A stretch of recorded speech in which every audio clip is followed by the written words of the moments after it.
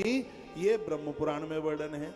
उसमें मैं ब्रह्म पुराण के एग्जाम्पल बहुत देता हूँ, मुझे बड़ा अद्भुत पुराण लगा ये।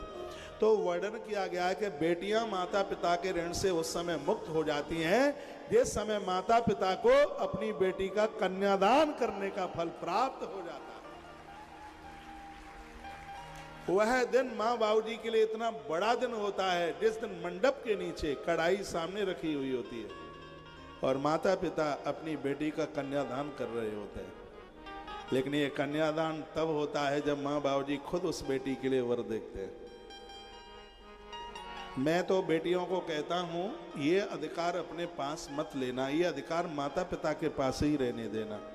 ये अधिकार उनसे, बेटी बेटा कोई भी हो, ये अधिकार उनके पास ही रहने देना, उनसे ये अधिकार छीनना मत।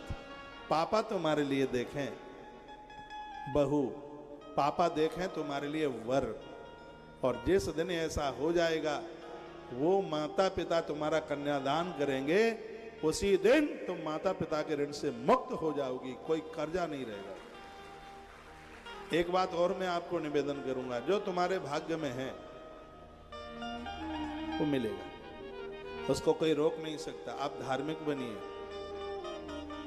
इस पांडाल में जितनी भी बेटियां मुझे सुन पा रही हैं, ज्यादा नहीं तो भले ही तुम्हारी उम्र 8 साल की है, 8 के ऊपर की है, 1 साल तक 1 महीने की दोनों अष्टमी का व्रत करो। गुड़ैल का फूल दुर्गा माँ पर चढ़ाओ, मंदिर नहीं है तो अपने घर के मंदिर में चढ़ाइए।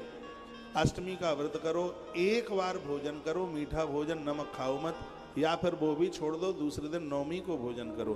तुम्हारे माता पिता को तुम्हारे लिए घर देखने में कोई भी कष्ट नहीं होगा, समय पर घर मिल जाएगा और समय पर तुम अपनी ससुराल अच्छे से घर में पहुंच जाओगी। मेरी ये बात मान लो, मैंने ग्रंथ में पढ़ा है।